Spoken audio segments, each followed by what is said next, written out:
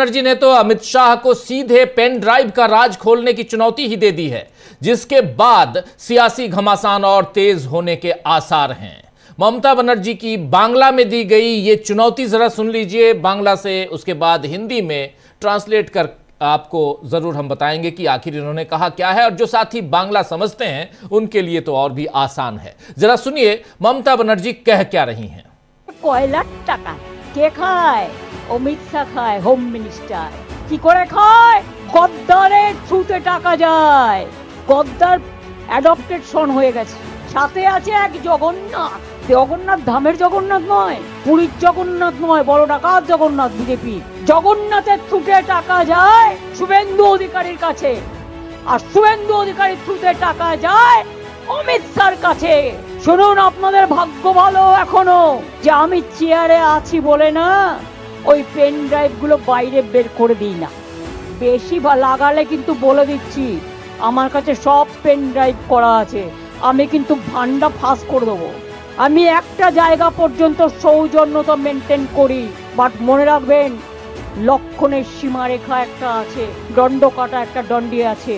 লক্ষ্মণের দণ্ডি পেরিয়ে গেলে কিন্তু আর সামলে রাখতে পারবেন না।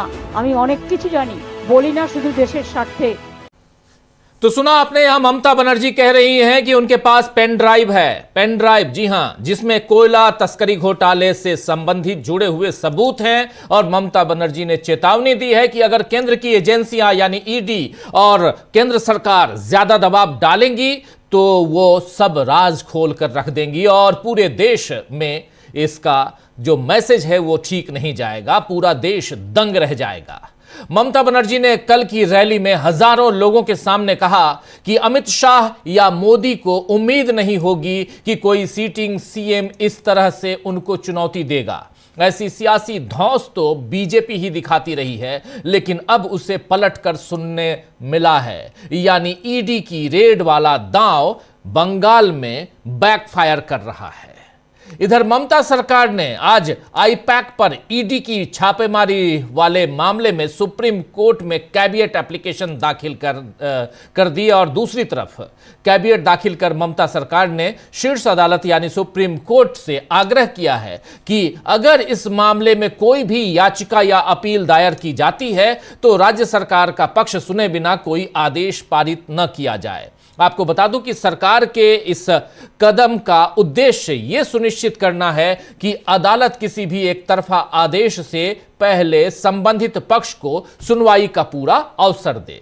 दरअसल तृणमूल कांग्रेस यानी टीएमसी को अंदेशा था कि एनफोर्समेंट डायरेक्टरेट यानी ईडी इस मामले में सुप्रीम कोर्ट जा सकती है, और उसका अंदेशा सही निकला, क्योंकि ईडी अब सुप्रीम कोर्ट के दरवाजे पहुंच चुकी है और सुप्रीम कोर्ट में ईडी ने एक याचिका दाखिल कर दी है, जिसमें आरोप लगाया गया है कि मुख्यमंत्री ममता बनर्जी ने के नेतृत्व वाली पश्चिम बंगाल सरकार ने गुरुवार को इंडियन पॉलिटिकल एक्शन कमेटी यानी आईपैक के हेडक्वार्टर और उसके डायरेक्टर प्रतीक जैन के कोलकाता स्थित घर पर एजेंसियों के सर्च ऑपरेशन में दखलंदाजी की और रुकावट यानी बाधा डाली। अब दोनों पक्ष अदालत में हैं, यानी पश्चिम बंगाल सरकार और खुद ममता बनर्जी, और दूसरी तरफ से ईडी, ये दोनों पक्ष अदालत में हैं। तो फैसला किसके पक्ष में जाएगा ये देखना होगा। लेकिन फिलहाल बीजेपी पश्चिम बंगाल में पस्त दिख रही है दोस्तों। इधर उत्तर प्रदेश में भी एसआईआर के बाद बीजेपी की परेशानी बढ़ गई है, और कहा जा रहा है कि योगी आदित्यनाथ इस बात से परेशान हैं कि एसआईआर यानी स्पेशल इंटेंसिव रिवीजन में जो 2.25 करोड़ नाम काटे गए हैं उनमें ज्यादातर बीजेपी के वोटर हैं जिनके नाम कट गए हैं। इसी के बाद अब उत्तर प्रदेश बीजेपी अध्यक्ष पंकज चौधरी नए नवेले अध्यक्ष हैं, उनके साथ योगी ने एक वर्चुअल बैठक की है, जिसके बाद हर बूथ पर कम से कम 200 वोटर जुटवाने की योजना बीजेपी बना रही है। और इधर अखिलेश यादव ने भी आज एक प्रेस कॉन्फ्रेंस कर आरोप लगाया है कि एसआईआर में पीडीए वोटर्स का नाम काटने की बड़ी साजिश योगी सरकार कर रही है। आइए जरा सुन लीजिए।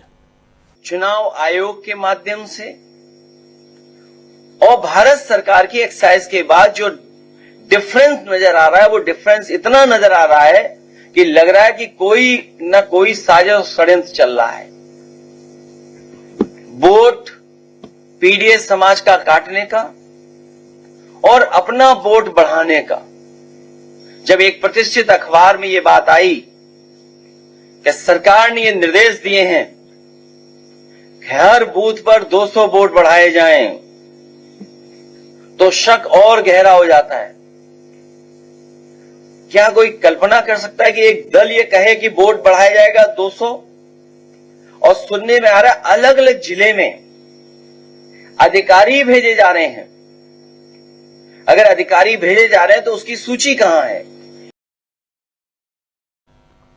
तो उत्तर प्रदेश का हाल, सूरत हाल आप देख रहे हैं और बता रहे थे यहां अखिलेश यादव कि किस ढंग से बीजेपी यहां प्लानिंग कर रही है हर बूथ पर 200 वोटर्स को बढ़ाने का, और इसमें बीजेपी अपने हिसाब से काम करेगी, अंदेशा यहां पर जता रहे हैं अखिलेश यादव। तो उत्तर प्रदेश और पश्चिम बंगाल, इन दो राज्यों में बीजेपी चुनाव के लिहाज से परेशान है।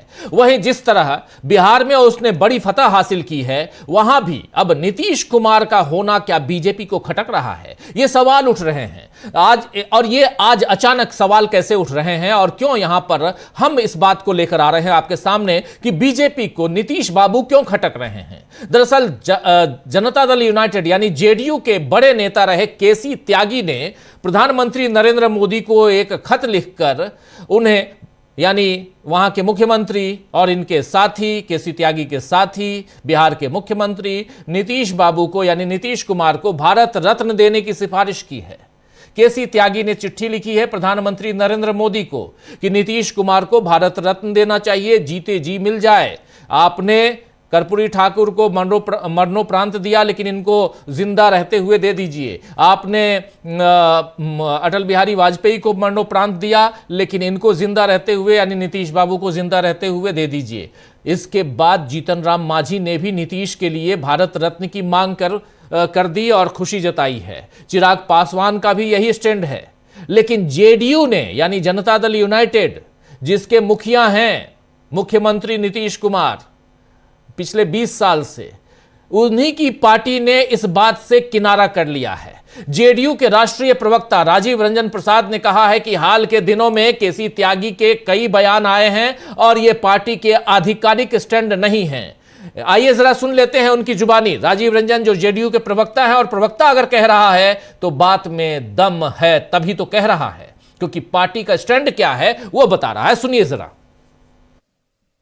देखिए, बिहार के मुख्यमंत्री नीतीश कुमार जी स्वस्थ हैं, पूरी तरह से राज्य की जनता की सेवा निरंतर कर रहे हैं। हाल के दिनों में केसी त्यागी जी के अनेक बयान आते रहे हैं और दरअसल पार्टी की गतिविधियों से उनका दूर दूर तक लेना देना नहीं है। वो पार्टी में है या नहीं, ये भी आम कार्यकर्ता को नहीं पता है। उनके बयान निजी क्षमता में लगातार आ रहे हैं, पार्टी का उनके बयानों से कोई लेना देना नहीं है। तो सुना आपने, बहुत बड़ा बयान है दोस्तों, बहुत बड़ा बयान। राजीव रंजन जो जेडीयू के प्रवक्ता हैं, राष्ट्रीय प्रवक्ता, कह रहे हैं कि केसी त्यागी पार्टी के कार्यकर्ता हैं कि नहीं, पार्टी में हैं कि नहीं। जेडीयू के कार्यकर्ताओं को यह भी अभी तक पता नहीं है कि वो पार्टी में हैं कि नहीं। उनके वक्तव्यों को जेडीयू से जोड़कर नहीं देखा जाना चाहिए, यह राजीव रंजन कह रहे हैं। इस बयान से जाहिर है दोस्तों कि जेडीयू अभी नीतीश के लिए भारत रत्न की मांग से सहमत नहीं है, क्योंकि नीतीश इस बात को जानते हैं कि अगर उन्हें भारत रत्न दिया गया तो बदले में शायद सीएम की कुर्सी ले ली जाए और फिर अडवाणी जी की तरह उनका राजनीतिक संन्यास करवा दिया जाए। नीतीश शायद इस बात को भी समझ रहे हैं कि उन्हें अचानक सर्वोच्च सम्मान से नवाजने की खबरें बीजेपी के उकसावे पर आ सकती हैं, वरना मांझी, चिराग पासवान, इन तमाम नेताओं ने नीतीश से को भारत रत्न दिए जाने की जो डिमांड है उस पर सहमति क्यों जताई है। ये नेता नीतीश से दूरी बनाने वाले नेता जो हैं, ऐसे ये नीतीश से दूरी बना चुके हैं। आप याद कीजिए, चाहे वो मांझी हो या चिराग पासवान हो, अभी भले एक साथ हैं, और ऐसे नेता एकदम से उन पर मेहरबान क्यों हो रहे हैं, ये सोचने वाली बात है। और शायद नीतीश बाबू समझ रहे होंगे। बीजेपी की चालों को डिकोड करना अब आसान होता जा रहा है दोस्तों। महाराष्ट्र में भी बीएमसी चुनाव में, बृहन मुंबई म्युनिसिपल कॉरपोरेशन का जो चुनाव है वहां, उस चुनाव से पहले बीजेपी जितने दांव पे चल रही है सब उसके विरोधी और साथी समझ रहे हैं। अजीत पवार ने तो कहा है कि डरा धमकाकर दल बदल करवाया जाता है। अब संजय राउत ने खुलकर कह दिया कि हिंदू मुस्लिम राजनीति नहीं चलने देंगे। आइए जरा सुन लीजिए संजय राउत को। महाराष्ट्र, इग्नोर करना चाहिए। क्या ये चुनाव हिंदू मुस्लिम पे किया जा रहा है? नहीं, बीजेपी अगर कोई करता है तो उनको जूते से मारना चाहिए। अगर कोई जातिवाद को हाँ। हिंदू मुस्लिम करता है, क्या हिंदू मुस्लिम का संबंध है यहाँ? जी बिल्कुल। यहाँ लोकल प्रश्नों के लिए चुनाव है, नागरिक सुविधा के लिए चुनाव है। एक शहर की महानगर पालिका हम चुनने जा रहे हैं, तो यहाँ धर्म की राजनीति क्यों करते बीजेपी के लोग? लेकिन बीजेपी को ये नशा है, जब तक हिंदू मुसलमान नहीं करते तब तक वो चुनाव में नहीं जा सकते, चुनाव नहीं लड़ सकते। लोगों को ये पूरा खेल समझ में आया है और मुंबई की महानगर पालिका के ऊपर हमारा भगवा लहराएगा, यह हमें पूरे विश्वास है। तो सुन रहे थे आप, यहां संजय राउत साफ साफ कह रहे हैं कि अगर चुनाव में कोई हिंदू मुस्लिम करता है तो उनको जूते से मारना चाहिए। यह बड़ा बयान है जो सीधे सांप्रदायिक ध्रुवीकरण को खारिज कर रहा है। आइए दोस्तों, आपने देख लिया महाराष्ट्र में क्या हो रहा है, बिहार में क्या हो रहा है, इधर उत्तर प्रदेश में क्या हो रहा है और उधर पश्चिम बंगाल में क्या हो रहा है। और इन तमाम राज्यों को अगर एक साथ समेटने की कोशिश करें तो फिर आप समझेंगे कि इधर दिल्ली में क्या चल रहा है। क्या रणनीतिक तौर पर, रणनीतिक मोर्चे पर बीजेपी की बुरी हार हो रही है? आज इसी पर चर्चा करेंगे कि किस तरह बीजेपी को रणनीतिक मोर्चे पर बुरी हार मिल रही है और विपक्ष कैसे चौतरफा वार कर रहा है। चलिए, हमारे साथ कुछ वरिष्ठ साथी जुड़े हुए हैं, उनसे पहले आपका परिचय करवाता हूं और आगे बढ़ते हैं। 3 वरिष्ठ साथी हमारे साथ जुड़े हुए हैं इस वक्त। सीधे पटना से अनिल कुमार राय साहब हमारे साथ जुड़े हुए हैं। इधर दिल्ली से 2 साथी हमारे जुड़े हुए हैं। अंशु नैथानी जी जुड़ी हुई हैं हमारे साथ और अमलेंदु उपाध्याय जी। आप तीनों का स्वागत है, इस्तकबाल है, स्वागत इस्तकबाल। अब तमाम दोस्त साथी शुभचिंतक आप सबका जो अब तक जुड़ चुके हैं उनका भी, जो जुड़ने वाले हैं उनका भी। सीधे सबसे पहले अमलेंदु जी आपके पास आना चाहता हूं। अमलेंदु जी, ममता बनर्जी ने कैबिनेट दाखिल कर दी। कैबिनेट का मतलब ही है कि हमको भी सुनिए, और वो पहले ईडी से पहले उनको पता था कि ये जाएंगे वहां, क्योंकि कल जो कुछ हुआ। लेकिन क्या आपको लगता है कि ये मामला इससे पहले जो वो कह रही हैं, जो अभी आप लोगों ने सुना कि मेरे पास पेन ड्राइव है, ये पेन ड्राइव की कहानी कैसे आ गई? क्या ये पेन ड्राइव सचमुच है या ये सियासी तौर पर सिर्फ कहा जा रहा होगा, ऐसा मान लिया जाए? राजनीति में, और वो भी सड़क की राजनीति में, ममता बनर्जी से शायद नरेंद्र मोदी भी पार ना पाए, क्योंकि सड़क की राजनीति नरेंद्र मोदी ने भी नहीं लड़ी है, आप और हम अच्छी तरह से जानते हैं। भले वो कहें कि 1974 में और इमरजेंसी के समय और 1971 में भारत बांग्लादेश, जब बांग्लादेश आज़ाद हुआ, भारत पाकिस्तान बांग्लादेश का जो मुठभेड़ चल रहा था उसमें भी वो थे। चलिए, वो सब देखेंगे, वैसे ही जैसे चाय बेचते थे। लेकिन यहाँ आपको लगता है अमलेंदु जी कि ममता बनर्जी का ये वक्तव्य, ये बयान दूर तक जा सकता है पेन ड्राइव आगामी चुनाव में? राजीव जी, ये बहुत आगे तक जा सकता है। और आपको याद होगा कि विश्वनाथ प्रताप सिंह जो थे, अपनी कोट की जेब में फर्जी पर्ची रखे हुए राजीव गांधी को सत्ता से अपदस्थ कर गए थे कि उनकी जेब में वो पर्ची है जिसमें बोफोर्स कांड के लोगों के नाम लिखे हुए हैं और कहाँ जो स्विस बैंक खाते हैं वो सब उसमें नाम लिखे हुए, और बाद में माफी भी मांग ली थी। तो वो तो राजीव जी, विश्वनाथ प्रताप सिंह ने राजीव गांधी को हरा दिया था, जबकि विश्वनाथ प्रताप सिंह भी, राजीव जी, सड़क पे संघर्ष करने वाले नेता नहीं थे, तो राजा भी थे साथ साथ।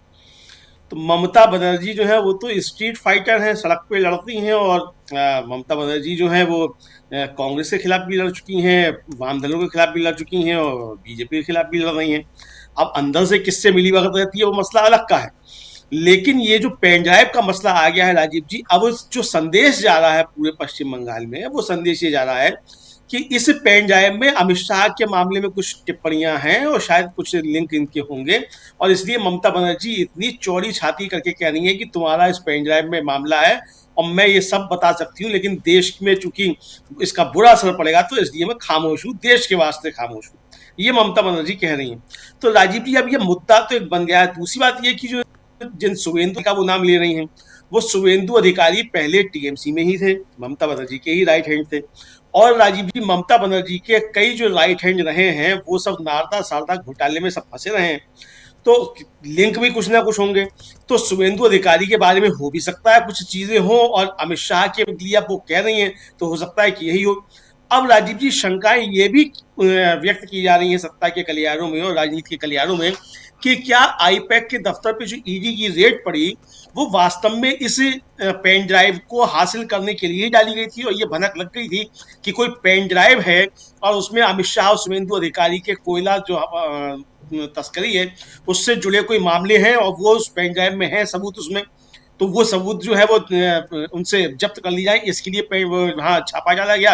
और ममता बनर्जी जो छापे के बीच जाके उन्हें मालूम था ये पेन ड्राइव कहाँ रखी हुई है, वो पेन ड्राइव उठाकर ले आएंगे। अब ये जो राजीव जी चर्चा चल रही है इस पे देखिए, शुभेंदु अधिकारी ने तो कह दिया साहब वो डिफेमेशन केस करेंगे। अरे डिफेमेशन केस करोगे, जब उस पर फैसला होगा तब होगा। फिलहाल तो ये है कि इस समय चुनाव में क्या होने जा रहा है, आपके पास क्या इसका जवाब है कि ममता बनर्जी के पास पेन ड्राइव में सबूत है कि आप जो है कोयला तस्करों से आपके पास पैसा आता है, अब वो अमित शाह तक पहुंचता है, ये वो आरोप लगा रही है। इस आरोप कह रहे हैं कि शुभेंदु पैसा लेता है और अमित शाह को देता है, अमित शाह को देता है, साफ साफ यही कह रही है, साफ साफ कह रही शुभेंदु अधिकारी पैसा, साफ साफ कह रही है कि शुभेंदु अधिकारी पैसा लेते हैं और अमित शाह को देते हैं। शुभेंदु अधिकारी ने तो चलिए अपने ट्विटर पे लिख दिया कि हम डिफेमेशन केस करेंगे, लेकिन अमित शाह जी ने अभी तक क्यों नहीं कुछ कहा है राजीव जी कि मेरे पास पैसा नहीं आता है, ममता बनर्जी झूठ बोल रही है या गलत बोल रही है, और ऐसा कुछ नहीं है। अमित शाह की तरफ से आना चाहिए। जेपी नड्डा कल कोलकाता में ही थे, मतलब पश्चिम बंगाल में ही थे, जेपी नड्डा ने वहां से कोई बयान क्यों नहीं दिया? हमने तो नहीं देखा जेपी नड्डा का बयान कोई, या अमित शाह का बयान कि ममता बनर्जी मिथ्या वाचन कर रही है इस तरह की, कोई जो पैसा नहीं आता है अभी तक नहीं आया है। बीजेपी की तरफ से ऑफिशियल कोई इस पे खंडन भी नहीं आया है। तो ये राजीव जी समझा जाता है कि कुछ ना कुछ मामला तो निश्चित तौर पे होगा। ममता बनर्जी जब दम ठोक कर कह रही हैं कि मेरे पास ये सबूत हैं और मैं इसको ज्यादा मुझे छेड़ोगे तो छोड़ूंगी नहीं और मैं इसको जगजाहिर कर दूंगी, और उसके बाद से राजीव जी बीजेपी के खेमे में देखिए बिल्कुल हलचल एकदम नहीं है, खामोशी छा गई है, सन्नाटा छाया हुआ है एकदम से। तो जो भी अब जो ममता बनर्जी कह रही हैं तो फ्रंट फुट पर आकर कह रही हैं, तो इसका असर राजीव जी देखिए चुनाव में तो पड़ेगा ही पड़ेगा, लेकिन सबसे ज्यादा असर जो है जो चाणक्य साहब हैं उनकी रणनीति पर पड़ रहा है कि चाणक्य की कैसी रणनीति थी कि अपने बुने जाल में ही जो फंसते चले जा रहे हैं और इन सवालों के जवाब नहीं दे पा रहे हैं, वरना तो चाणक्य साहब आगे बढ़कर आपको रोकना चाहूंगा। ये चाणक्य वर्ड शब्द से मुझे बड़ी तकलीफ होती है, ये शब्द मत कीजिए, और ये बीजेपी के लोग भी अब अमित शाह के लिए नहीं इस्तेमाल करते हैं। और एक चाणक्य अपने इतिहास का एक बहुत शानदार किरदार है, बहुत शानदार किरदार है, तो चाणक्य को चाणक्य रहने दीजिए और आज के लोगों को चाणक्य मत बनाइए प्लीज, है ना। इसलिए आप इसको विड्रॉ कर लीजिए। कल भी आप कह रहे थे और आज भी मैं कह रहा हूं, इसको बहुत उसके साथ कह रहा हूं कि आप इसको विड्रॉ कर लीजिए। और अब तो बीजेपी के लोग भी नहीं कहते हैं अमित शाह के लिए चाणक्य, और आप क्यों आगे बढ़ा रहे हैं मुझे समझ में नहीं आता है। खैर, लेकिन इसको विड्रॉ कर लें तो बेहतर होगा, अच्छा लगेगा, मुझे अच्छा लगेगा, क्योंकि वो किरदार बहुत शानदार किरदार है और बहुत कुछ अब जिस भी ढंग से लिखा गया है उस किरदार पे वो बहुत शानदार लिखा गया है, पढ़ के अच्छा लगता है, मज़ा आता है। जीवन की कुछ सच्चाइयों से हम लोग दो चार होते हैं, इसलिए भी और खासकर मौर्य वंश की बात जब होती है तो एक शानदार। लेकिन अब कहाँ वो चाणक्य और कहाँ आप आज की बात कर रहे हैं? थोड़ा आज के किरदारों पे आते हैं। हमारे साथ दो और साथी हमारे जुड़ गए हैं। धनंजय जी हमारे साथी बहुत एक लंबे अंतराल के बाद जुड़े हैं। धनंजय जी आपका स्वागत है। मुंबई में बहुत कुछ चल रहा है, आपसे समझेंगे। और हमारे साथ जुड़े हुए हैं प्रशांत टंडन जी भी जुड़ गए हैं। आप दोनों का एक बार स्वागत फिर से। अमलेंदु जी अपनी बात आगे बढ़ाइए आप। चलिए राजीव जी, मैं वापस ले लेता हूँ। चाणक्य को मैं नहीं कहूँगा, बीजेपी उनको कहती थी, वो खुद भी चाणक्य कहते थे, लेकिन अब वो जब उन्हीं के लोग नहीं मान रहे तो हम काहे को कहें, ये बात भी आपकी सही है। और वैसे तो नाम बदलने में बड़े माहिर हैं, ये घनानंद को ही चाणक्य बना सकते हैं, तो हो सकता है इन्होंने नाम परिवर्तन कर दिया हो, तो ये कुछ भी कर सकते हैं राजीव जी बहरहाल। लेकिन जो राजीव जी इनके रणनीतिकार है, मतलब मुख्य रणनीतिकार अमित शाह समझे जाते हैं, रणनीतिकारी कहा जाए, वो रणनीतिकार बंगाल में फेल होते हुए फिलहाल नजर आ रहे हैं। कल को क्या होगा हम नहीं कह सकते, क्या होगा क्या नहीं होगा, लेकिन फिलहाल जो नजर आ रहा है उसमें बीजेपी के जो मुख्य रणनीतिकार हैं वो बुरी तरीके से फेल होते हुए नजर आ रहे हैं, बैकफुट पर नजर आ रहे हैं। और विपक्ष का जो चौतरफा वार हो रहा है, बीजेपी उससे घायल और आहत दिखाई पड़ रही है। कोई रेमेडी फिलहाल बीजेपी को बंगाल में नजर नहीं आती है राजीव जी, ये साफ तौर पर समझ में आ रहा है।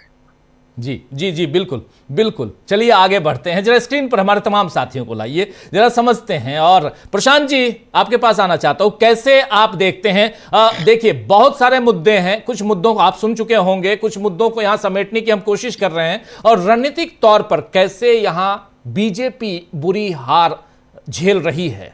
अब हार का मतलब यह नहीं कि चुनाव में ही हार जाए तभी वह हार है।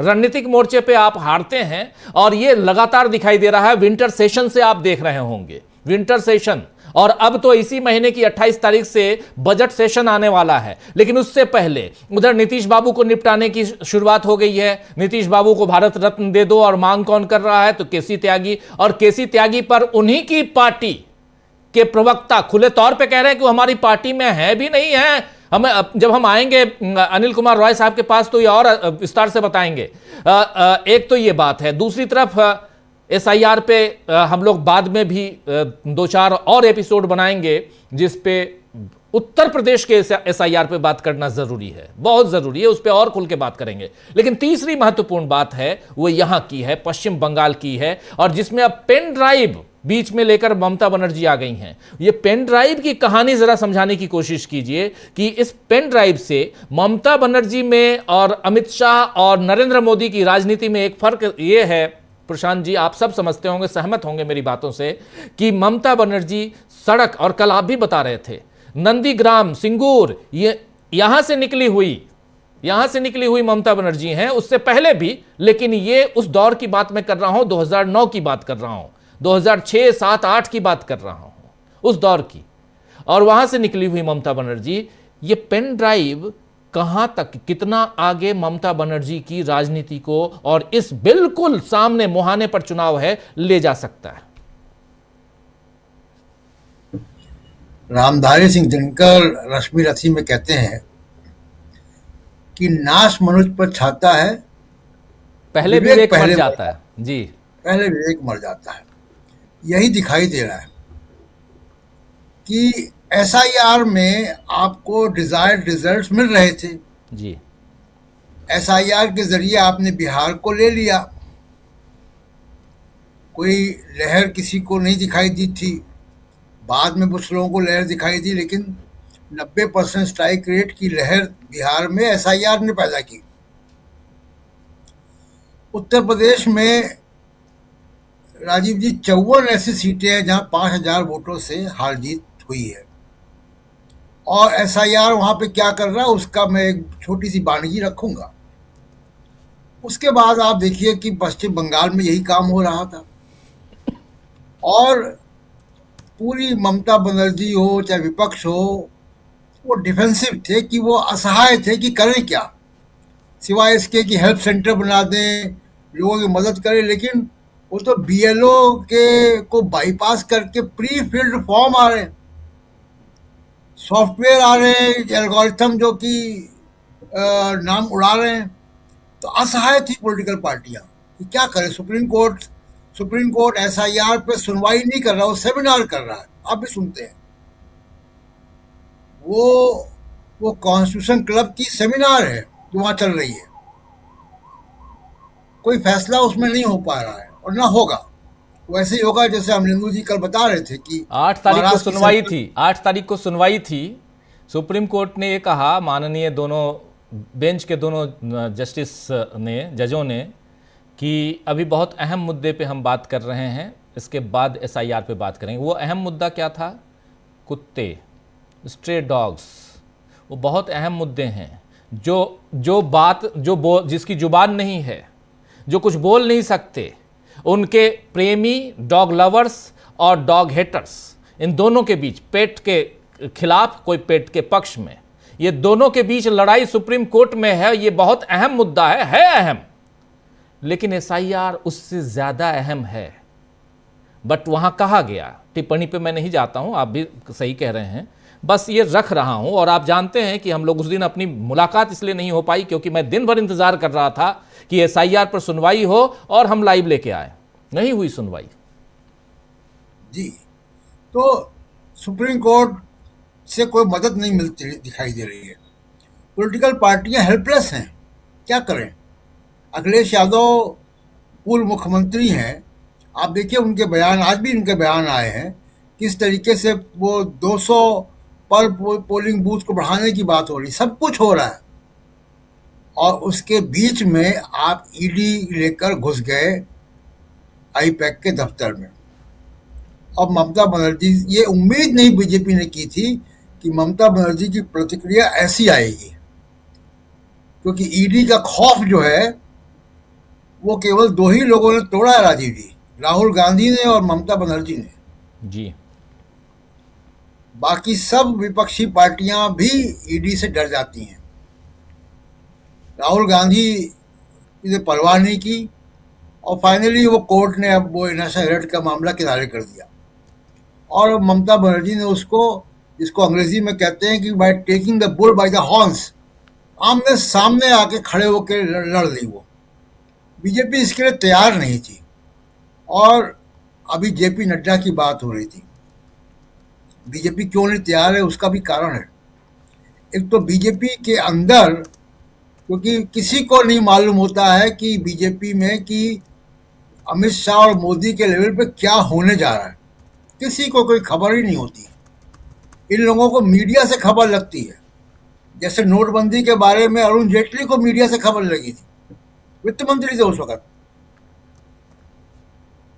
तो इन लोगों को खबर नहीं होती। और दूसरा है कि जेपी नड्डा अब एक सप्ताह के मेहमान हैं, जी, वह कार्यकारी अध्यक्ष आ चुके हैं, और वो एक सप्ताह के अंदर, यानी 14 जनवरी के बाद, मकर संक्रांति के बाद, वो औपचारिक रूप से विदा हो बाहर जाएंगे। हो जाएंगे। जी, तो ये जो ट्रांजिशन फेज है, जेपी नड्डा भी इस जाड़े में आग सेक रहे हैं कि ठीक है मैं तो जा रहा हूँ, करो।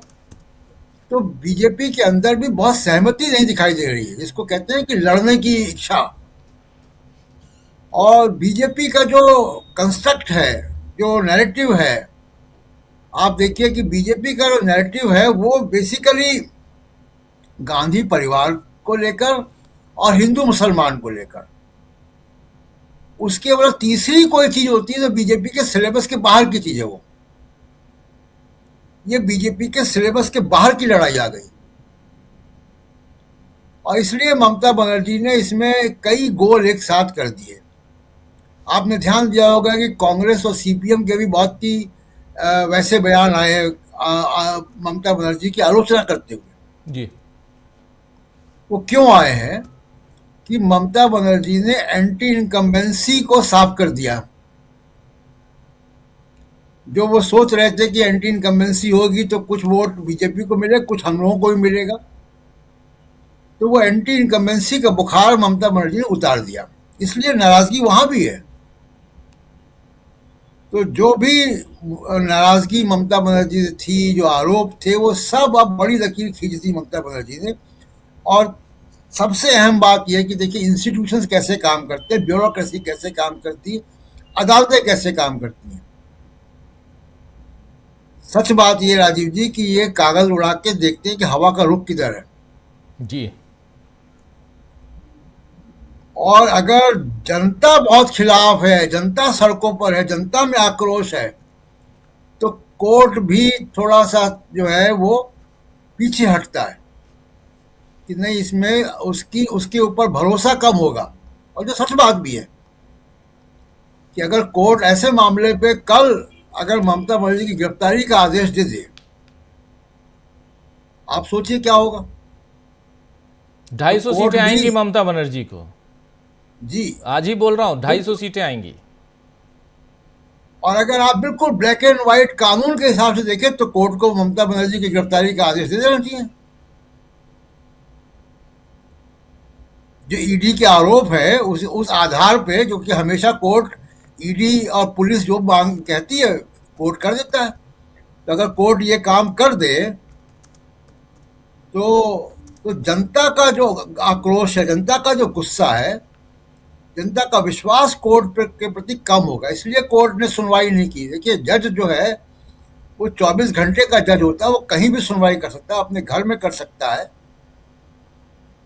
वो कहीं सिक्योर प्लेस में भी सुनवाई कर सकता है।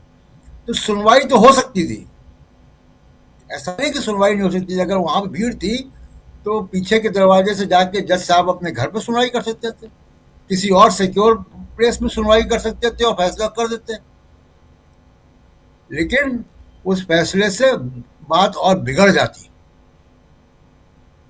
इसलिए बीजेपी के अंदर भी अब बहुत ही असहज स्थिति है, और वह असहज स्थिति दो कारणों से है। एक तो कि सिलेबस के बाहर की लड़ाई है, और दूसरा कि ट्रांजिशन फेज है बीजेपी में। नए अध्यक्ष जो है वो आने वाले हैं, पुराने जाने वाले हैं, और ये ट्रांजिशन फेज है।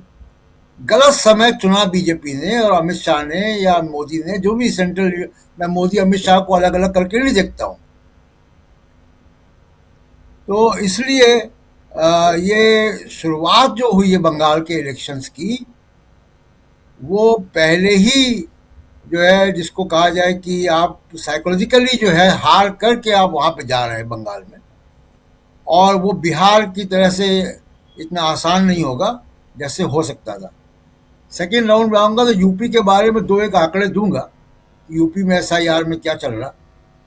जी जी, बिल्कुल बिल्कुल। जरा अंशु जी के पास आना चाहता हूं, जल्दी से स्क्रीन पर ले आए। अंशु जी, जरा आपसे समझूं, उत्तर प्रदेश नहीं, पहले पश्चिम बंगाल ही चलते हैं। ममता बनर्जी की इस राजनीति को, इस सियासत को, जहां सीधी चुनौती नहीं, कोई बयान नहीं, पर्सनली चले जाना, ईडी के सामने फाइल लेके चले आना, इसको कैसे देखा जाए? इसकी दो तरह से आलोचना, कहीं समालोचना, कहीं आलोचना, कहीं कुछ और हम लोग देख रहे हैं अलग अलग मीडिया में, अलग अलग जगह अलग अलग ढंग से किए जा रहे हैं। लेकिन ओवरऑल देखा जाए सियासी तौर पर, तो क्या इससे तृणमूल कांग्रेस को बेनिफिट है? और क्या यहाँ ईडी के नाम से जो एक भय, एक डर का वातावरण रहा है, उसमें कहीं ना कहीं और लगाम लगाने की कोशिश है कि चुनाव से पहले अब आगे बढ़ने की कोशिश मत करना, वरना इसी ढंग से, क्योंकि पहले राहुल गांधी, फिर ममता बनर्जी, और आगे हो सकता है स्टालिन और बाकी लोग हों, करें। इसलिए कैसे देखती हैं इसको आप? ये जो पूरा प्रकरण हुआ है ईडी के छापे का आईपैक पर, और इसमें जो ममता बनर्जी का पूरा रिएक्शन आया है और जिस तरीके से वो सामने खुलकर आई है और सीधे अमित शाह पर उन्होंने आरोप लगाए हैं, तो मैं यही कहूंगी कि पूरी की पूरी बाजी उन्होंने पलट दी है।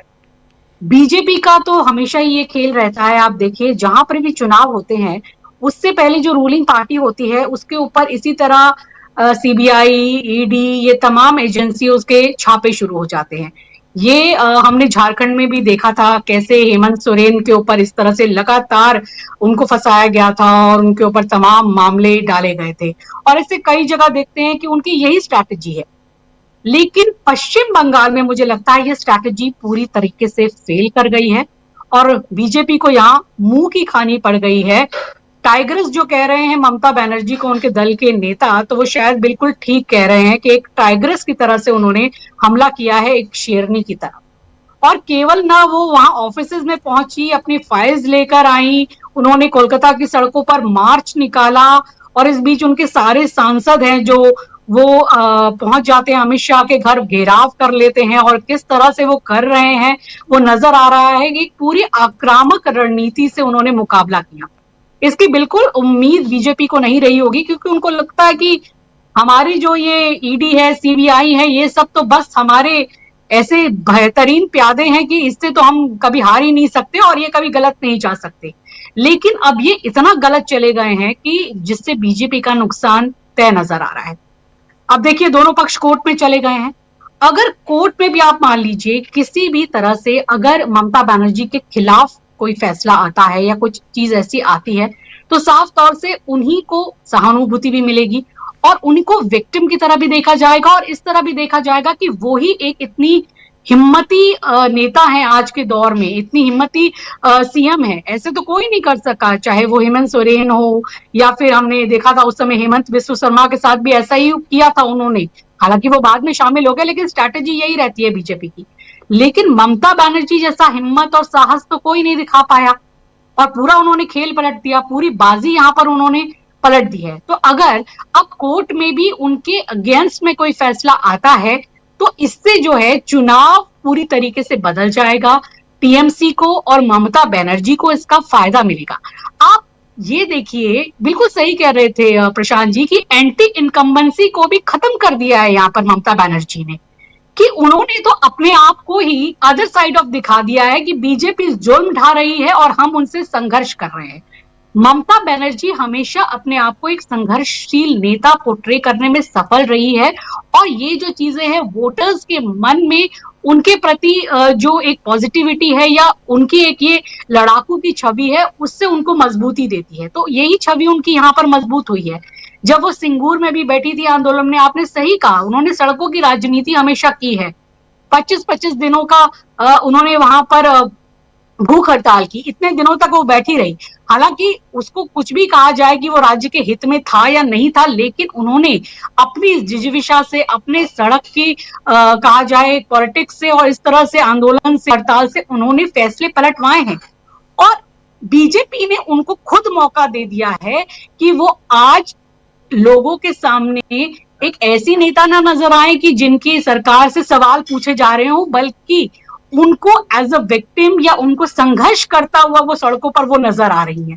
तो बीजेपी ने तो इतना बड़ा हथियार उनको खुद ही दे दिया, परोस के थाली में दे दिया कि ममता जी आपको यहाँ हीरोइन की तरह नजर आना चाहिए, एक संघर्षशील नेता की तरह नजर आना चाहिए, क्योंकि आप हैं जिन्होंने ईडी की इतनी बड़ी, जो कभी नहीं सोच सकते थे कि वहां वो पहुंच गई, फाइलें उठा के ले आई और खुलेआम चुनौती दे रही हैं अमित शाह को कि पेन ड्राइव है मेरे पास और इसमें बहुत सारी चीजें हैं, राज हैं, ये राज खुल गए तो आप कहीं के नहीं रहेंगे। और मैं केवल देश हित में नहीं कह रही हूं। और इसमें उसी शुभेंदु अधिकारी का नाम लिया है, तो इसमें ममता जी के मैं कहूंगी कि दावे में बहुत दम भी नजर आता है, क्योंकि ये शुभेंदु अधिकारी पहले टीएमसी में ही थे। तो अभी ये जो कड़ियां जुड़ रही हैं उनकी बातों में दम लग रहा है। और बिल्कुल सही अमलेंदु जी कह रहे हैं कि उस समय जब वीपी सिंह लड़ाई लड़ रहे थे और जिस तरीके से राजीव गांधी पर आरोप लगाए जा रहे थे बफोर्स तो मामले को लेकर, तो एक वो कागज निकालते थे, उस कागज में क्या था किसी को नहीं पता था, लेकिन उस कागज के दम से पूरी जनता को मोटिवेट कर लिया गया और चुनाव जीत लिया गया। तो पेन ड्राइव में तो फिर भी लगता है कि ममता दीदी के पास कुछ हो सकता है, कुछ ठोस सबूत, क्योंकि इसमें शुभेंदु अधिकारी हैं, तो वो कुछ ऐसे ही नहीं कह रही होंगी। लेकिन पेन ड्राइव में क्या है ये तो बहुत बाद में खुलेगा, लेकिन जनता के सामने तो उन्होंने ये एक मुद्दा बहुत बड़ा उठा दिया, दे दिया कि किस तरह से कोयले के स्कैम में किस तरह से ये पैसा है वो अमित शाह के पास पहुंच रहा है, वो भी शुभेंदु अधिकारी के मार्फत। और ये लोग इसको जरूर इसका विश्वास करेंगे। मुख्यमंत्री है वो वहां, शुभेंदु अधिकारी पहले उनकी पार्टी में रहे हैं, ये खेल कैसे चलता है, पेन ड्राइव का उन्होंने जिक्र किया है।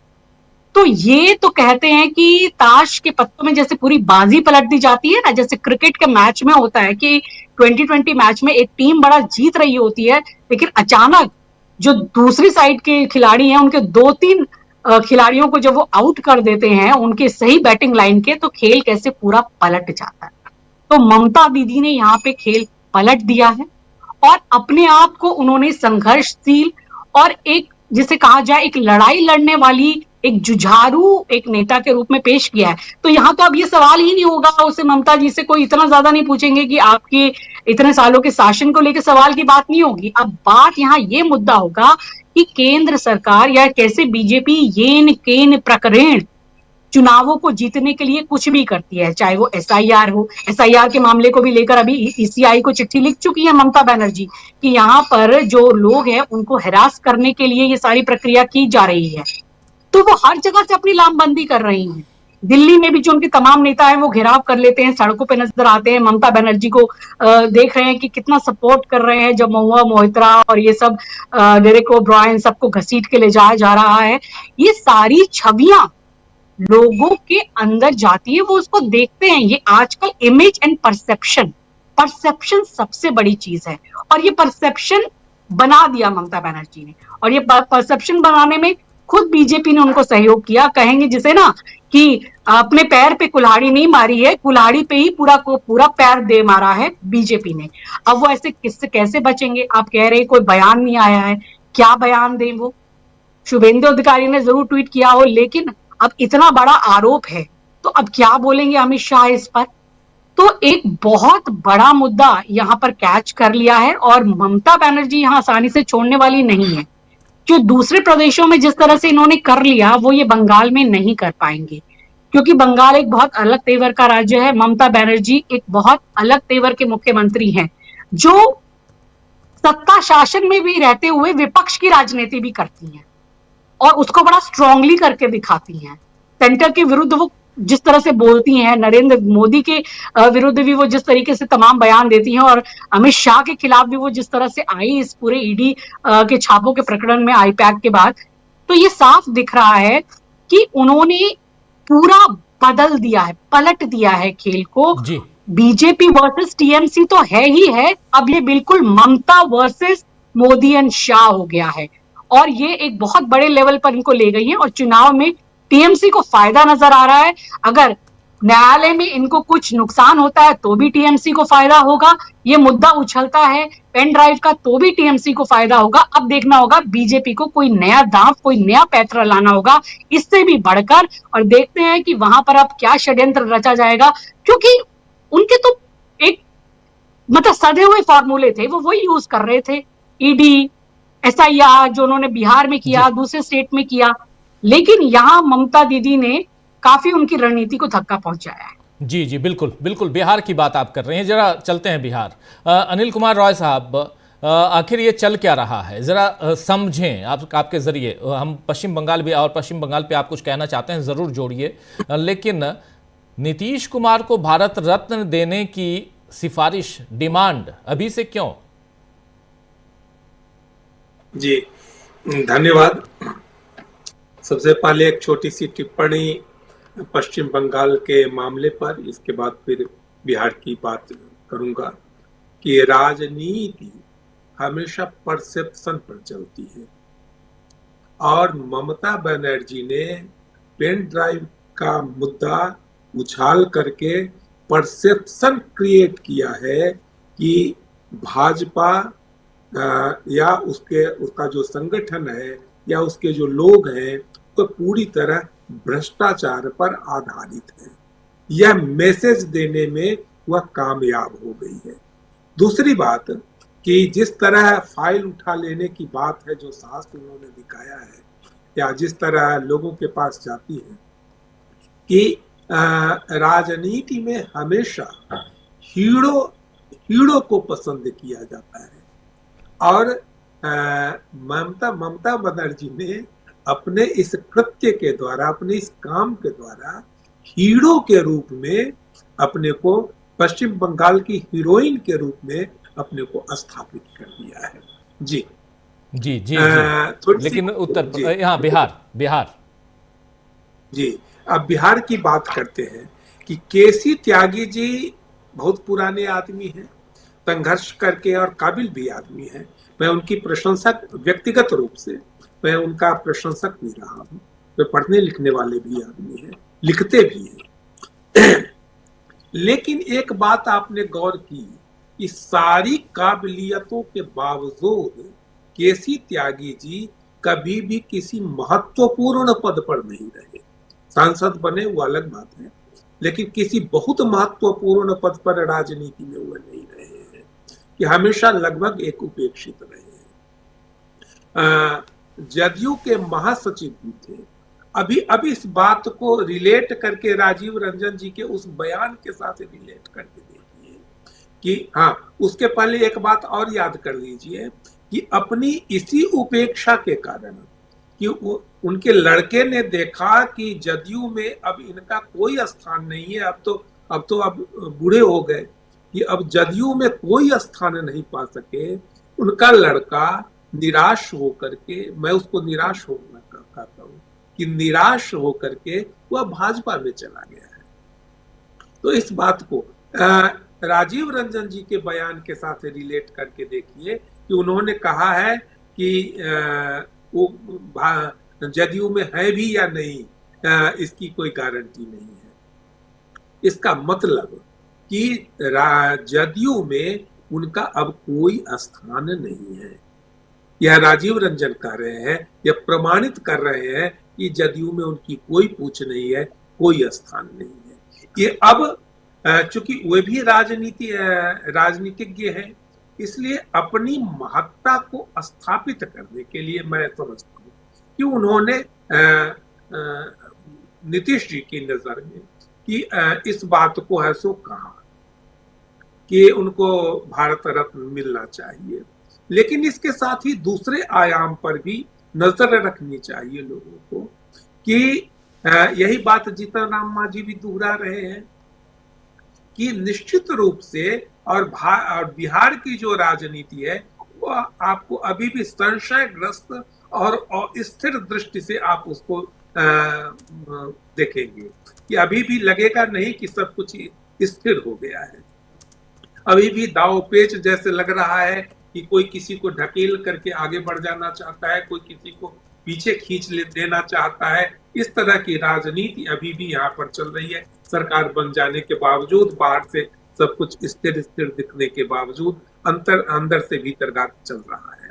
तो यह बात, जिस बात की तरफ आपने शुरुआत में इशारा किया था कि यह हो सकता है कि उनको यह प्रदान करके और राजनीति के पद पर से उनको खींच करके हटा दिया जाए और उनकी वही दशा की जाए, कर दी जाए, या उसको उसके लिए सही शब्द दुर्दशा शब्द होगा कि उनकी वही स्थिति कर दी जाए जो लाल कृष्ण आडवाणी की। अब तो आपको भारत रत्न मिल गया है, अब आप आराम से मार्गदर्शक मंडल में रहिए, कुछ अपना कहना सुनना होगा तो कहिएगा, हमको जरूरत पड़ेगी तो सुनेंगे, न जरूरत पड़ेगी तो न सुनेंगे। तो हमको लगता है कि एक तरफ केसी त्यागी नटसेल में, एक तरफ केसी त्यागी संभव है कि अपनी तरफ ध्यान खींचने के लिए नीतीश कुमार का उन्होंने यह बयान दिया हो। दूसरी तरफ यह भी बहुत ज्यादा संभव है, और ज्यादा संभव यह बात है कि ये लोग, चूंकि उनका लड़का भी बीजेपी में है, तो ये लोग नीतीश को सत्ताच्युत करके वहां पर बीजेपी की सरकार, बीजेपी के मुख्यमंत्री स्थापित करना चाहते हो। शायद यह राजनीति भीतर ही भीतर चल रही होगी। जी, ये भीतर भीतर की राजनीति और क्या चल रही है वो बता रहे हैं अनिल कुमार रॉय साहब हमारे साथ जुड़े हुए सीधे पटना से, और इधर मुंबई से जुड़े हैं हमारे साथी धनंजय जी। मुंबई में ही हैं या कहीं और चले आए हैं? मुंबई में हैं। चलिए, चुनाव करवा के ही निकलिए, दही चूड़ा खाने के लिए बिहार जा सकते हैं आप 15 तारीख। लेकिन दूसरी बात यहाँ महत्वपूर्ण जरा आपसे करना चाहता हूँ, जिस पे अभी हम लोग चर्चा कर भी रहे हैं शुरुआत से ही, जिसमें ममता बनर्जी की बात हम कर रहे हैं। आपको लगता है क्या ये पेन ड्राइव की कहानी दूर तक चली गई है या जा सकती है? कैसे देखा जाए इसको? अनम्यूट कीजिए, उल्टा, आप उल्टा अनम्यूट करते हैं, उलट दीजिए जरा, आवाज नहीं आ रही है धनंजय जी की। आवाज आ रही है? हाँ, अब आ रही है, अब आ रही है, अब आ रही है। हाँ, बिल्कुल तो बुलंद जिस आवाज। तरीके से पिछले कुछ सालों में नरेंद्र मोदी और अमित शाह जी का इकबाल चला, उसमें लगा कि यही दोनों शेर हैं देश में, बाकी कोई बचा नहीं। और आम आदमी जो है, कल तक जो नशे में था कि राम मंदिर बनेगा और हम हिंदुओं का राष्ट्र बन जाएगा और पता नहीं क्या क्या मिल जाएगा, आम आदमी को लगातार निराशा हो रही है। वो निराशा बिहार में है, वो निराशा उत्तराखंड में है, वो निराशा उत्तर प्रदेश में है, वो निराशा महाराष्ट्र में भी। और निराशा की कई वजह हैं। एक सबसे बड़ी वजह ये है कि महंगाई लगातार बढ़ती जा रही है। दूसरी वजह है कि बेरोजगारी बहुत बढ़ती जा रही है। तीसरी वजह है कि दुनिया में जो डंका बज रहा था वो भी फूट गया। अब कोई मानने को तैयार नहीं है कि डंका बज रहा था हमारा, दुनिया में भारत का नाम रोशन हो रहा था। तो अब बचा क्या? अब था कि ये जिद कर रहे हैं यार, ये जबरदस्ती SIR करा करके ये तो दादागिरी कर रहे हैं। अब ये तर्कपूर्ण तरीके से, या कहिए एक था कि उम्मीद के सहारे अब नहीं बढ़ रहे हैं। ये कह रहे हैं कि SIR कराएंगे, जिसका मन करेगा वोट काट देंगे, जिसका मन करेगा रहने देंगे, जैसे मन करेगा हम शासन करेंगे, कोई बोलेगा नहीं। और अगर कोई बोलेगा तो उसको मीडिया के थ्रू हम बेइज्जत करवाएंगे, संसद में बेइज्जत करेंगे, और उसकी जितनी बुराई की जा सकती है करेंगे। कांग्रेस को लेकर के तो यही रणनीति अपनाई इन्होंने। और जितने भी कांग्रेस शासित प्रदेश रहे या जहां कांग्रेस पार्टी उनके मुख्य विपक्षी दल के तौर पे रही, वहां बड़ा आक्रामक रूप लिया। कांग्रेस आक्रामक इसलिए हुआ कि कांग्रेस ने उसी तरीके से जवाब नहीं दिया, क्योंकि कांग्रेस RSS में अंतर है। कांग्रेस पार्टी गांधी और नेहरू इसमें है, और अब हाल के वर्षों में जब से राहुल गांधी उठ के खड़े हुए हैं, तब से नेहरू और मजबूती से सामने आए हैं, देश के सामने और कांग्रेस पार्टी के सामने। अब जो है, अब वो कांग्रेस के लोग जो है या राहुल गांधी जो है नरेंद्र मोदी से होड़ इस बात की नहीं ले रहे हैं कि आपने अगर ईंट फेंका है तो मैं आपके घर में पत्थर फेंक दूं। लेकिन ये जो रीजनल पार्टियां हैं ना, उनकी थाती यही है, ईंट का जवाब पत्थर है। अगर ईंट का जवाब वो पत्थर नहीं देंगे तो जैसा कि अंशु जी बता रही थी कि हेमंत सोरेन ने उस तरह से रिएक्ट नहीं किया। हेमंत सोरेन उस तरह के आदमी नहीं है, इसलिए रिएक्ट नहीं किया उन्होंने। लेकिन ये जो ममता दीदी है, ममता दीदी जब कांग्रेस में थी और जब शुरुआती राजनीति थी तब भी उनकी राजनीति वैसी ही थी। और ममता दीदी के साथ एक और पॉइंट जुड़ता है कि ममता दीदी कभी ये बोली नहीं कि मैं चाय बेचने वाली की बेटी रही या चाय बेचती रही या क्या करती रही। लेकिन ममता बनर्जी जिस सादा जीवन जिस तरह का सादा जीवन जीती रही, हवाई चप्पल में चलती रही। एक मैं इंटरव्यू देख रहा था, उसमें वो कह रही थी कि मैं मुख्यमंत्री के तौर पे जो पैसा मिलता है वो भी मैं नहीं लेती हूँ, और मैं जो कुछ लिखती हूँ, उसका आर्टिकल लिखती हूँ, वगैरह वगैरह लिखती हूँ, उससे मुझे किताबें लिखी है मैंने, उससे मुझे पैसे आते हैं, मेरे लिए वो काफी है। देखिए, नरेंद्र मोदी जी चाय बेचने वाले थे, गरीब आदमी थे, लेकिन क्या क्या करते हैं सबको पता है। कितने कपड़े बदलते हैं, क्या खाते हैं, क्या पीते हैं, किस तरह से एकदम सोफिस्टिकेटेड बन गए हैं और किस तरह से एलीट बन गए हैं। ममता बनर्जी एलीट नहीं है, वो अभी भी वहां है। अब जो प्रयास किया इन लोगों ने पश्चिम बंगाल में घुसपैठिया लेकर के गए कि घुसपैठिया आ गए। अब उनके लिए सबसे दिक्कत ये हो गई राजीव भाई कि वहाँ मतुआ समाज जो है, बड़ा समाज है, जो बांग्लादेश से आए हुए लोग हैं, और बताया जाता है कि दलितों की जो आबादी है पश्चिम बंगाल में, उसका 17% हिस्सा जो है मतुआ समाज के लोग हैं, जो बांग्लादेश के हैं और यहाँ अपनी नागरिकता चाह रहे हैं। फिर देखिए कि जिस तरीके से बीच में उभरा, शाहरुख खान का मैटर उभारा गया, बांग्लादेशी क्रिकेटर को ले लिया और गद्दार हैं, बांग्लादेश में इतने हिंदू मारे गए, वगैरह वगैरह किया इन्होंने। लेकिन दुर्भाग्य इनका ये रहा कि ये जो उत्तर प्रदेश में जो घटना घटी है सरधाना विधानसभा क्षेत्र में, और उसके बाद जो इसके पहले जो अंकिता भंडारी वाली जो घटना थी, जिस तरह से उभरी है उत्तर प्रदेश में, जिस तरह से विपक्ष उठ के खड़ा हुआ, या कहिए जिस तरीके से मध्य प्रदेश में भी कांग्रेस उठ के खड़ी हुई, 17 लोग या 18 लोग गंदा पानी पी करके मर गए, ये कुल मिलाकर के, और ट्रंप ने जो हाल किया, कुल मिलाकर के मोदी को बैक फुट पर आना पड़ा। मोदी जी की कोई आवाज निकल नहीं रही है। मैं कह रहा हूँ जैसे पानी में डूब रहा व्यक्ति तैरना अगर नहीं आता है तो कैसे अकबकाता है। अभी मोदी जी और बीजेपी की हालत यही है, अकबका रहे हैं, क्या करें। और ममता दीदी ने इतना लाउड रूप ले लिया है, जो कि वो अपने नेचर के अनुसार है। वो कोई कम मतलब वो ऐसा नहीं कि वो उन्होंने जान के लिया है, ऐसा सोचा प्लान किया, कुछ नहीं, वो उनका वही नेचर है। और जो उन्होंने कहा है, जो सीडी की बात और जो पेन ड्राइव की बात आप कर रहे हैं जी, अब सब तो कहावत कहते ही हैं कि हमाम में सब नंगे हैं। तो क्या ममता दीदी तो बीजेपी के साथ भी रहेंगे? नरेंद्र मोदी के बारे में नहीं जानती है ममता जी? हम आप पत्रकार जानते हैं, ढेर सारी बातें भले नहीं कहते हैं, लेकिन क्या ममता जी नहीं जानती है? और ममता जी जो है रीजनल पार्टी है, एक गैर हिंदी प्रदेश है पश्चिम बंगाल। आप ये मत समझिए हिंदी पट्टी है। गैर हिंदी प्रदेश में जब उन्होंने बंगाली अस्मिता का सवाल उठाया, बीजेपी वाले लोग क्या कर रहे हैं? गौर कीजिए, वहां के लोग वहां कर रहे हैं जो हालत बांग्लादेश की है, हिंदुओं की जो हालत बांग्लादेश में, वही पश्चिम बंगाल में है। अरे क्या बोल रहे हो? कहाँ है पश्चिम बंगाल में? आरजीकर मेडिकल कॉलेज में क्या हुआ, इतना हंगामा मचाया? वो संदेश खाली याद है? संदेश खाली में प्रधानमंत्री जाकर के कह रहे थे कि ये हो गया, इतना ये हुआ, वो हुआ। क्या हुआ? क्या मिला आपको? क्या ढूंढ कर लाए आप? तो तमाम मोर्चों पर बीजेपी ने जो नैरेटिव खड़ा किया, वो नैरेटिव आम आदमी को दिखाई पड़ा कि यह फॉल्स नैरेटिव। फिर वंदे मातरम को लेकर के जिस तरह के तमाशा किया इन्होंने, वंदे मातरम जो है, आपको पसंद है क्या वंदे मातरम? वंदे मातरम आप गा रहे थे क्या? तो कुल मिलाकर के इन्होंने अपनी मिट्टी खुद पलीद की।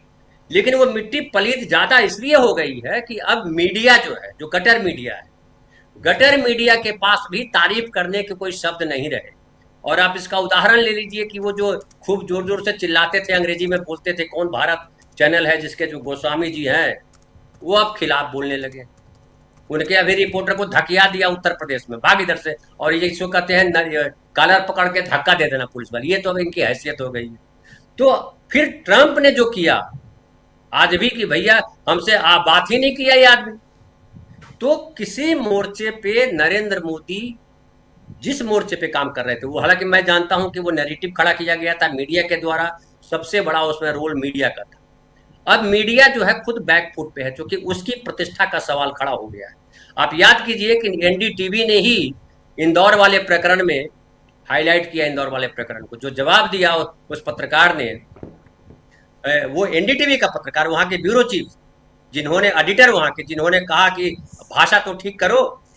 तो ये उनको भी अपनी जगह बचानी है, और ये समझ में मुझे लगता है बीजेपी को भी आ गया है कि अब चला चली का बेरा है, अब निकल लो इधर से। और निकलते निकलते होते हैं ना कि जब घर खाली करते हैं तो खूंटी उखाड़ लेते हैं, कुछ इधर अलमीरा नोच लेते हैं, उधर से फलाना लेके चले जाते हैं, ये यही कर रहे हैं।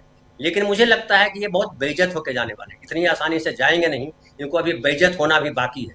और जिस निर्लज्जता से उत्तराखंड में इनके मुख्यमंत्री धामी बोलते हैं, उतनी निर्लज आदमी आपने देखा है क्या? मैंने तो नहीं देखा है, कोई देखा हो तो बताइएगा। देखिए, खबरें बहुत, बिल्कुल आप सही कह रहे हैं, खबरें अंकिता भंडारी के का आप जिक्र कर रहे हैं। इधर मेरठ में जो घटना घटी, थोड़ा सा आपने शायद उसको टच करने की कोशिश की। एक महिला की हत्या कर दी जाती है, एक बच्ची को उठा लिया जाता है, महिला जाती है, उसकी माँ जाती है, उसके पीछे भागती है, जबकि बच्ची के साथ क्या हुआ ये पता नहीं, माँ की हत्या कर दी जाती है। अभी से थोड़ी देर पहले ये गाजीपुर बॉर्डर पास में ही है, दिल्ली गाजीपुर बॉर्डर, जहां किसानों का आंदोलन हुआ था, वहां से गुजर रहे थे। पहले कांग्रेस के लोग जाना चाहते थे, रोक दिए गए, और फिर नगीना से सांसद चंद्रशेखर आज़ाद वो जा रहे थे, उनको रोक दिया गया। फिर वो अपनी कार से उतरकर पैदल ही दौड़ते दौड़ते आगे चले गए, और मीडिया को रोक दिया गया है। वो बॉर्डर पे अभी बहुत ही हलचल तेज़ है, इसी दिल्ली बॉर्डर पे बहुत तेज़ है, और चूंकि हमारे ऑफिस के बिल्कुल बगल में वो बॉर्डर है, तो बहुत सारी चीज़ें हम तक आ रही हैं, और उस बॉर्डर पे रोक दिया गया है, और यहाँ से लेकर मेरठ तक छावनी में तब्दील कर दिया गया है। चारों तरफ बैरिकेडिंग हो गई है पुलिस की कि ये नगीना के सांसद चंद्रशेखर आज़ाद को किसी तरह पकड़ लिया जाए, क्योंकि वो जा रहे हैं वहाँ मिलने। देखिए, एक सांसद, एक जनप्रतिनिधि को जाने से रोकने के लिए पुलिस छावनी बना लेती है, लेकिन उन अपराधियों को रोकने के लिए, उन अपराधियों को पकड़ने के लिए पुलिस कहाँ है ये आता पता नहीं है। ये पता न चले इसलिए मीडिया को और जनप्रतिनिधियों को रोका गया है। इस बीच एक चिट्ठी आई है, वो चिट्ठी है ममता बनर्जी की। अभी थोड़ी देर पहले उन्होंने चिट्ठी लिखी है, ये चिट्ठी देखिए, ममता बनर्जी ने चिट्ठी लिखी है ज्ञानेश बाबू को। थोड़ा एक्सपोज कीजिए इसको, थोड़ा सा जूम इन कीजिए, समझ में आएगा। ज्ञानेश बाबू को चिट्ठी लिखी है, डियर मिस्टर ज्ञानेश कुमार, इन्होंने चिट्ठी लिखी है ऊपर, और जनवरी 10 आज की तारीख, चीफ मिनिस्टर ऑफ बंगाल। और ये चिट्ठी, I am deeply shocked and disturbed by the manner, ये पूरा कि किस ढंग से इन विच इलेक्शन कमीशन जिस ढंग से काम कर रहा है। और इसका एक छोटा सा भाग हिंदी में आपके सामने रख देता हूं। यहां कह रही हैं कि चुनाव आयोग द्वारा चल रही एसआईआर प्रक्रिया के दौरान आम नागरिकों को जिस तरह से लगातार परेशान किया जा रहा है, उससे मैं यानी ममता बनर्जी बेहद स्तब्ध और विचलित हैं। यह चौंकाने वाली बात है कि एक ऐसी प्रक्रिया जो रचनात्मक और फलदायी होनी चाहिए थी, उसमें पहले ही 77 मौतें, 77 डेथ यानी 77 मौतें हो चुकी हैं, जिसमें 4 आत्महत्या के प्रयास और 17 लोग बीमार पड़कर अस्पताल में भर्ती होने की स्थिति में हैं। कुछ पर्यवेक्षकों द्वारा आम नागरिकों को देशद्रोही करार दिए जाने और बिना किसी उकसावे के मौखिक दुर्व्यवहार किए जाने की चिंताजनक खबरें हैं। यह भी पता चला है कि तथाकथित तार्किक विसंगतियों, जो वास्तव में पूरी तरह से अतार्किक हैं, को राजनीतिक पूर्वाग्रह के साथ चुनिंदा रूप से कुछ निर्वाचन क्षेत्रों में निशाना बनाया जा रहा है। यह राज्य के योग्य मतदाताओं को मताधिकार से वंचित करने का एक जानबूझकर और गुप्त प्रयास है, यहां पर साफ साफ कह रही हैं ममता बनर्जी। ममता बनर्जी ये चिट्ठी लिखी है, 3 पन्ने की चिट्ठी है, और इसमें अपनी बात यहां रखते हुए इसके बाद इन्होंने सबका नाम भी लिखा है। फिर member of parliament Shri Deepak अधिकारी, मोहम्मद शमी इंटरनेशनल क्रिकेटर हैं, और and the Maharaj of Bharat Sevashram संघ, इन सबको भी नोटिस भेजा गया। ये सारी चीजें इन्होंने यहाँ पर लिखा है, लिखकर बताने की कोशिश कर रही हैं ममता बनर्जी। यानी घेराव, एक तरफ ईडी, दूसरी तरफ प्रशांत जी आपके पास आना चाहता हूं, ईडी से लेकर चुनाव आयोग, चारों तरफ इन्होंने मोर्चा खोल रखा है ममता बनर्जी ने, और सुप्रीम कोर्ट में कैबिनेट तक, ईडी, सुप्रीम कोर्ट, चुनाव आयोग, बचता कुछ नहीं है और सड़क पे खुद हैं। राजनीति करने वालों को राजनीति सीखनी चाहिए। मैं ममता बनर्जी का ब्लाइंड फॉलोवर नहीं, फेथ नहीं करता। मैं सियासी तौर पर किसी भी राजनेता का, मैं शायद हो सकता है लोगों को लगे कि हम ममता बनर्जी की तारीफ कर रहे हैं, ये लोग बैठ के तो खूब आप गुणगान कर रहे हैं। यहां समझना चाहिए, राजनीति समझनी चाहिए ममता बनर्जी से कि सड़क से लेकर आप सुप्रीम कोर्ट, ज्ञानेश कुमार, चुनाव आयोग, ईडी जो एनफोर्समेंट डायरेक्टरेट है, यानी सुरक्षा जांच एजेंसियां, इन सब पे धावा बोल दिया, हमला बोल दिया ममता बनर्जी ने। कैसे देखा जाए इसको, और क्या ये आने वाले समय में सियासी तौर पर देश में एक नए मोड़ के रूप में, हम सियासी मोड़ के रूप में देखने जा रहे हैं प्रशांत जी? और एक बात और भी, गोदी मीडिया का जिक्र कर रहे थे, इन सब का आपके सामने इसलिए ला रहा हूं क्योंकि आप अभी बात करेंगे इस पे। अभी हमारे साथी धनंजय जी गोदी मीडिया की बात कर रहे थे। 5 राज्यों में जहां चुनाव हैं वहां इनका कोई हश्र, कोई इनकी पहुंच नहीं है।